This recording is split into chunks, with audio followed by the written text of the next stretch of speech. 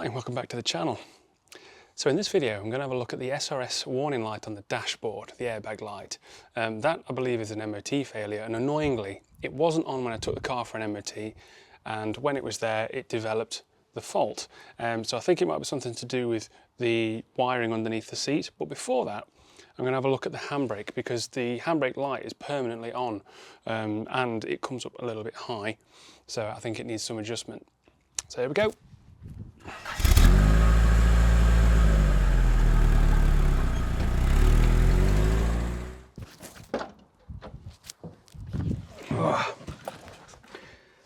Right, now I don't have any other MGFs or TFs lying around to compare this to, but this is kind of in its normal handbrake on position, and it does seem quite high to me. Now I've got it in gear so it doesn't roll away, and that's where it rests, which also seems maybe a little high, I don't know, but it does seem loose. And even when in its off position there, the light on the dash is just on. If I press it down, it goes off. On, off, on, off. So, the good thing about this though is that there's an adjuster just in here, which is not unsurprisingly really easy to get to. You just take out this little compartment thing here, and that gives you access to what appears to be the cables and the adjuster to probably, hopefully, take the slack up on this. So let's have a look. All we've got in here really is the red and the blue. I'm presuming those two cables go to the left and right rear calipers, and they're attached to this kind of a bracket thing here, and in the centre of which is a nut, which I believe is a 13mm nut. Now, as I sort of move this up and down ever so slightly, the cable's moving, it's the slack in the sort of mechanism itself, so it doesn't want taking up that much, just a little bit. So, and that's where these spanners come in great. You couldn't do it with an open-ended spanner, but these ratchet-ended spanners.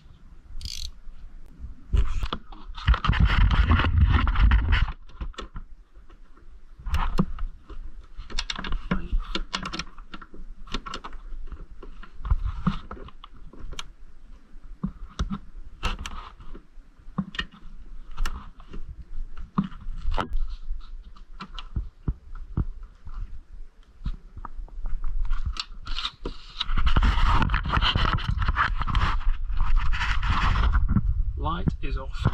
Move the handbrake around. That slack's just been taken out of. So that is all the way down in a minute. The light off. Pull it up. Light on. Off. On. Right, pleased with that. Well, that was nice and straightforward. Now, this was a bit of a pain. This thing was kept falling down, but it took, with the 12mm spanner, it took only a few seconds really to nip that up. So there's not really any need to take this apart. But if you did want to take this off, you can do so by undoing these Phillips head screws here. Anyway, on to the next thing in this video, which is going to be the SRS warning light, which is on. Now, it wasn't on when I took it for an MOT. There's no warnings on whatsoever. So I think what's happened is I'm 6'1"-ish, so I have my seat quite far back. And when I got in it, after it failed its MOT, the seat was quite far forward. So I think the mechanic moved the seat forward. Now there is some wiring from what I've read online. There is some wiring underneath this seat, which has something to do with the SRS warning light, the airbag. So I'm gonna have a look at that next.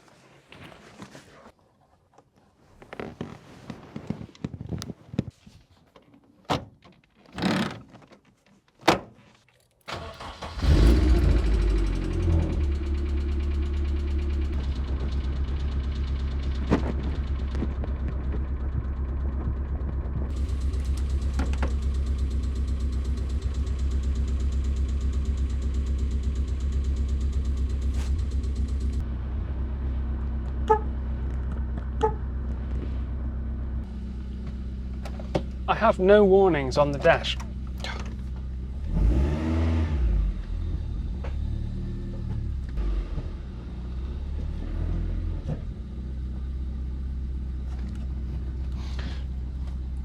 I have no warnings on the dash. Underneath this seat, there is a cable, a wire, which suggests it's part of the SRS system, and I've jiggled it about. Now I did jiggle it about before I checked that the light was still on, which I'm not sure if it was or not, but it isn't now. If that develops into a proper fault, then I'll cover that in a future video, but for now it's not an issue. So I think this video is done. So this kind of leads on to the next sort of final video before I take it back for an MOT, which is the sills and the rust. And I had two trains of thought on this. I thought, do I pay someone to do it kind of properly and just not worry about it? Or do I get a bit of kit together and have a go myself? So I'm going to have a go myself. Now I've only got an arc welder, so I've been and bought a MIG welder. So it's a Clark Turbo Weld 100 EN, if you want to know. Now I have somewhere in here got an arc welder which will just blow holes in bodywork, car bodywork. So I picked up this second hand off eBay from a chap who bought this to repair bodywork on his MG Midget. What are the odds? So it can use gas, it can use no gas, and that's pretty much the gist of all I know about it at the minute. Now I have bought some bits and bobs to try and refresh it a little bit, but I'll cover this in the next video. So I want to say a huge thanks to everybody who's subscribed to the channel since the last video, but also a massive thanks to everybody who's stayed a subscriber to the channel, because this isn't one of those channels, at the minute at least, churning a video out every few days or every week. So I want to say a huge thanks to that. So the next video, it might be a one or a two-parter, I don't know, depends on how it goes. Is all about the sills, the rusty sills. It's the last thing the car failed on the MOT that I need to do. So yeah, see you in the next one. Oh, just one more thing. I really am crap at doing this sort of thing, so forgive me, bear with me. Social media. So I've joined TikTok and I'm trying to figure it out and work it out. Now I understand that to be able to go live on TikTok, you need 1,000 followers. So if you're interested in live stuff, so I'm planning on doing, like when I'm packing up or as I'm doing things, doing live streaming, so I can answer questions, or maybe I can ask questions. If you're interested in that sort of thing, head over to TikTok. I'll include a link in the description below somehow. If I get more than 1,000 followers, I'll know it's a thing and I'll start and do that as well. Cool.